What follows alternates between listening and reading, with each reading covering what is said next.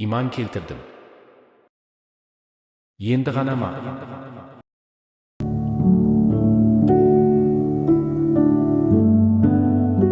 Бәріміз өлеміз.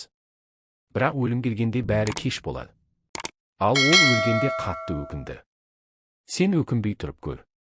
Алла оған елшілерін жіберді. Бір рет емес, бірнеше рет. Оның қатыгездігіне қарамастан көркем түрде дінге шақырды. Оған таңғаларлық мұғжизалар көрсетілді.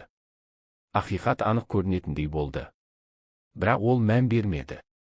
Тәкаппарлықтың буы оны мастандырып тастады. Өлімді алыс деп ойлады. Мұса пайғамбар қауымымен бірге теңізге қарай шыққанда, Алла теңізді екіге бөліп жол ашты. Фирғауын болса, мен оларды қуып жетемін, деп артынан түсті. Теңіз жабыла бастағанда, су көтеріліп, ажал сызығы анық көрінгенде, міне дәл сол сәтте адамның жүрегінде тек шындық қалады. Суға батып бара жатқанда Фирғауын, мен Муса мен Харунның иесіне иман келтірдім, деді.